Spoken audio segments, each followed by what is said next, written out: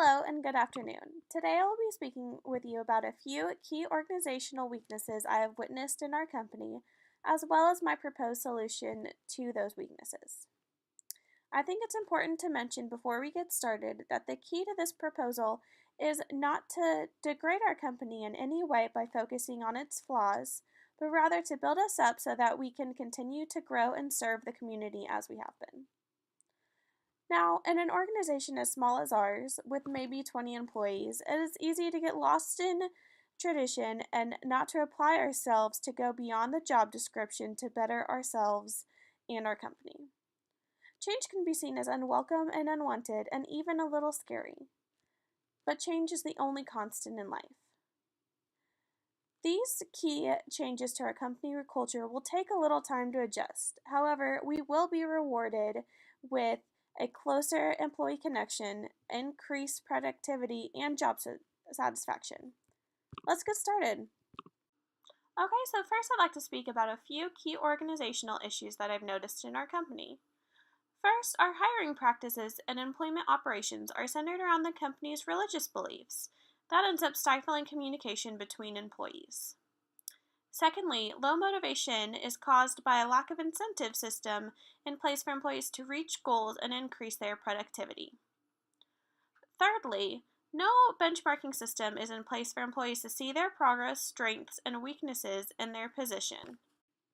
The first topic I'd like to touch on is the religious diversity in our company. In this day of age, a person is hard-pressed to find an organization that discriminates based on religion.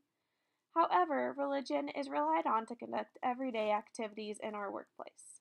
For instance, we all have chapel before a weekly meeting, we say a prayer before and after such meetings, and all managers are required to have a Bible on their desk at all times. Our current company culture stifles openness of ideas and decreases willingness for employees to collaborate together, causing the company to be out of sync and non-progressing. Research suggests that by hiring employees with the tolerance of diversity, it will increase collaboration and they will be more willing to learn from one another, increasing the flow of ideas and essentially the profit of our company. My proposal is for our organization to gain a more tolerant workforce. This will not only increase the closest of the staff and increase the ideas, but a publicly open company will increase donor approval. The great thing about this is that no organizational morals must be sacrificed to make this change happen. We do not need to sacrifice that we are a Christian organization, nor give up any of our core values in order to open up the employees to more diversity. I could personally adopt this by hiring and screening my intern based on the importance he or she places on reaching goals and instill that our organization is one of tolerance and diversity, while still upholding our strong Christian values. Now, this may be slightly different from the nonprofit world, but I believe that the meaning is the same. We can all agree that Apple is one of the best run companies of our generation. It's profitable, and its ideas have been long-lasting and innovative throughout the years.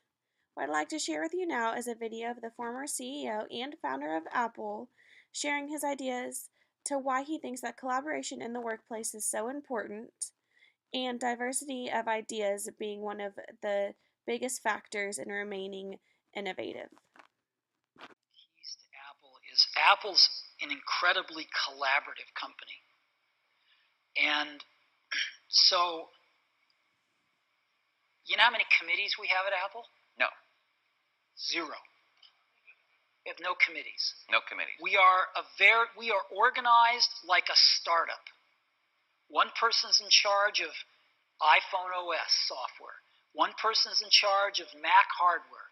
One person's in charge of iPhone hardware engineering. Another person's in charge of worldwide marketing. Another person's in charge of operations. We're organized like a startup. We're the biggest startup on the planet. And we all meet for 3 hours once a week, and we talk about everything we're doing, the whole business. And there's tremendous teamwork at the top of the company, which filters down to tremendous teamwork throughout the company. And teamwork is dependent on trusting the other folks to come through with their part without watching them all the time, but trusting that they're going to come through with their parts. And that's what we do really well. And we're great at figuring out how to divide things up into these great teams that we have and all work on the same thing, touch bases frequently, and bring it all together into a product. We do that really well. And so what I do all day is meet with teams of people and work on ideas and solve problems to make new products, to make new marketing programs, whatever it is. And are people willing to tell you you're wrong? Yeah. I mean, other than snarky journalists. I mean, people that work for you. No, we have wonderful arguments. And do you win them all? Or? Oh, no, I wish I did. No, see, you can't. If you want to hire great people and have them stay working for you, you have to let them make a lot of decisions, and you have to be run by ideas, not hierarchy. The best ideas have to win. So, otherwise, good people don't stay. But you must be more than a facilitator who runs meetings. You obviously contribute your own ideas. I contribute ideas, sure. Well, why would I be there if I didn't? Next, I'd like to talk about our lack of motivation in our company. It is easy to see the lack of motivation in our company from the high employee turnover rate, the slacking job performance of employees, and increased complaint over low compensation from a large percentage of the employees. We can easily correct the effects of low motivation. An incentive system needs to be in place. Monetary incentives are hard to come by in a small nonprofit company like ours, but worker incentives are imperative to improving employee productivity. However, there are other options for adding motivation rather than monetary incentives. An example of a non-monetary incentive would be to include positive feedback from management, making lower-level employees feel recognized and fulfilled in their position and competition between the staff, positively affecting employees by encouraging involvement in organizational and personal goals. My proposal would be for management to place low-level rewards in place for employees to increase productivity and reach their goals. This also gives employees more positive comments and will motivate them to meet more goals. Research suggests that low-level rewards actually increase the quality of ideas by letting the employees focus on his or her thought process and enjoyment rather than the reward itself.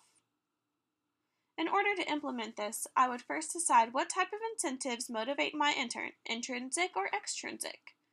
Then I would give my intern time to reach their goals independently and increase positive remarks on their work, proving that employee success will lead to profitable ideas in the entire organization.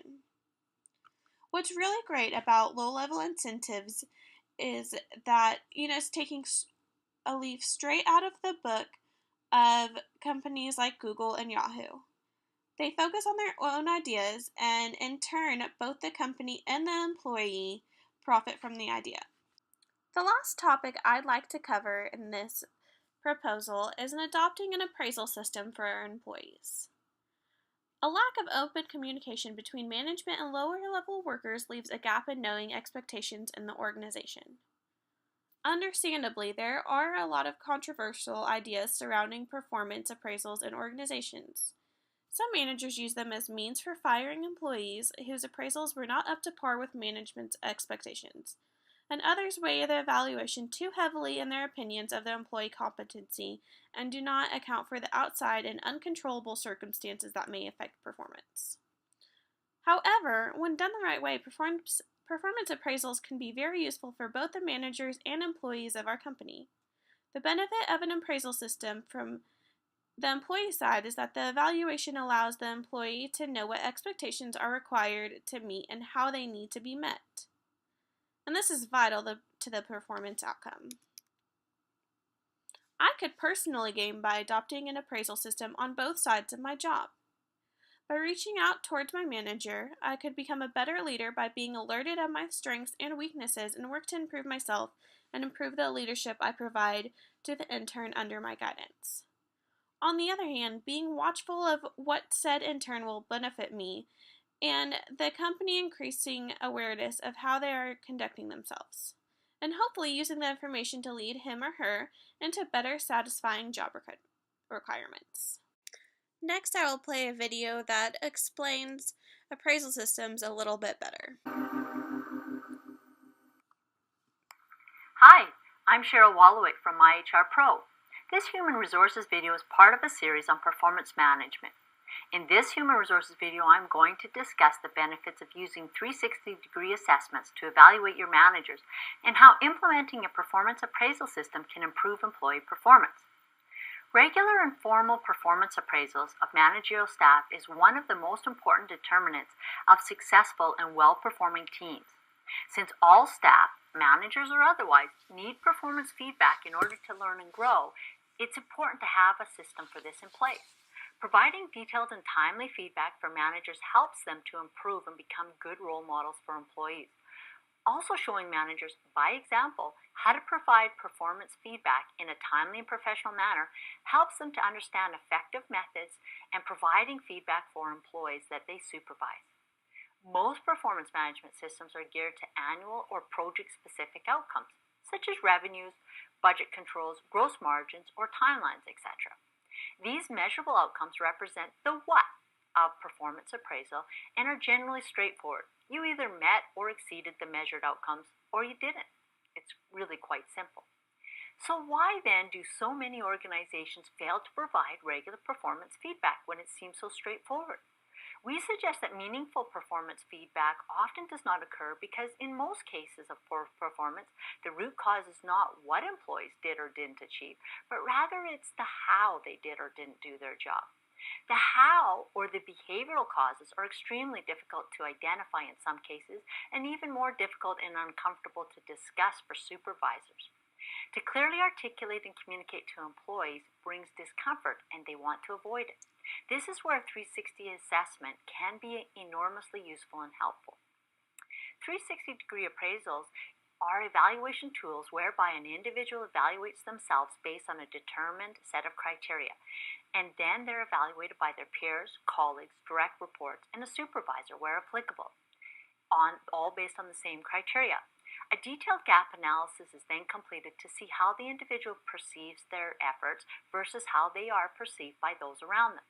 It can be eye-opening for employees to see where they've ranked themselves highly, but colleagues and supervisors have not. This provides important insights and can be a starting point for a performance appraisal discussion. 360-degree appraisals are also an effective tool in collecting broad-based input and reporting on how effectively a manager is demonstrating the behaviors and skills that they're considered to be important in your organization. As such, this tool addresses what is often the most important component of a performance appraisal system.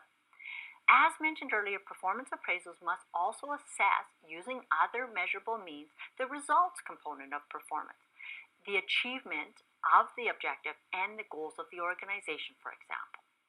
360-degree appraisal is generally undertaken annually in combination with other performance appraisal measures or occasionally independently as standalone performance feedback tools when necessary. The information derived from the process is intended for use in future planning and goal setting, for example. Based on the 360-degree assessments received in the first year, a manager may be expected to prepare and deliver on an action plan, personal development plans as it's sometimes called, designed to address perceived weaknesses or to continue to develop strengths that were previously identified.